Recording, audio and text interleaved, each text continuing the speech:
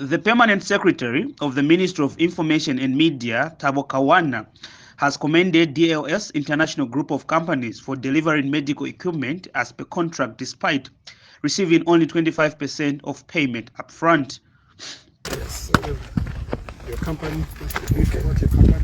My name is Stanley Libondo. I'm the chairman of DLS International Group of Companies. That's in Kenya. We have offices all over the world, and even here in Zambia. And also I have a home here in Zambia. I was given the contract and I've delivered the way I'm supposed to do. And it's supposed to be according to the UN specifications. So you check, you see how it is. Because it's necessary equipment, I can't. Mr. Kawana made these remarks while leading a team of journalists to inspect the newly delivered 52-bed capacity level 2 hospital medical equipment at Buffalo Park Barracks in Lusaka. The equipment is intended to support Zambian troops on United Nations missions. So what is important, ladies and gentlemen of the press, also is to realize and understand that every government wing has got a role that they play, and FIC also has got a role that they play. And remember that FIC processes raw data, and when that data is processed, because they pick up the suspicious, what they would refer to as suspicious transaction, then they pass on that information to the law enforcement agencies, who will do now a thorough investigation, and where there is need for moving in, the law enforcement agencies will be able to move in. But as it were, FIC produces a report based on raw data, that's unprocessed data. So you see that in that report there was an insinuation that this company was given 25%, and at the time they checked, they had delivered 0, meaning that they have supplied air. But contrary to what was reported, you can see that they have supplied 101%. I say 101% because according to the specifications that the UN gave, for example, in certain wards where they're supposed to put 40 beds, the contractor has even added an extra 20 beds. So it shows you that he has delivered 101% in terms of delivery.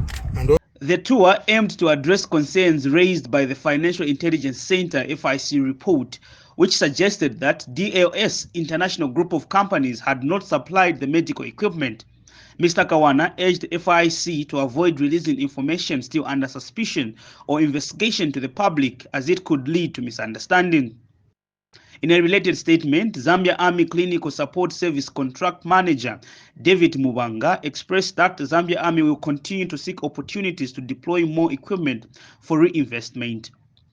So as you are aware, sir, after the awarding of the 100% to the troops that participate in the UN missions in Central Africa, there was need to find the gap of the 50%, sir.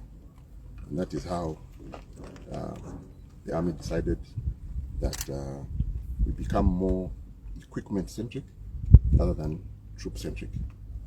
So, sir, sometime last year, a team went to South Africa to do due diligence to the potential suppliers of this equipment, sir.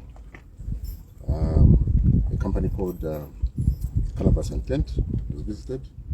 Later on, the team proceeded to Turkey to visit a company called Optima Technic and also the current contractor. So you may wish to know that out of the 3 potential suppliers, the 2 other companies, one in South Africa and one in Turkey, some of their conditions were that they were going to supply, they wanted 100% payment to supply the equipment. The current contractor was the only one willing to supply 100% whilst receiving the normal 25% upfront payment. And that is how the current contractor nonetheless. After that, sir, many engagements were happening. The contract was later signed in the country. Thereafter, sir, a pre-shipment inspection was done in China, where most of the equipment was bought from. That was done in October. I'm sure by then, sir, you remember there was a UN team that visited Zambia to see how ready we were in terms of deployment. So during that pre-shipment inspection, I'll just take you back a bit, sir. Because of that UN inspection, we were short of time. Hence, the contractor, sir, was willing to have 100% of this equipment airlifted to Zambia.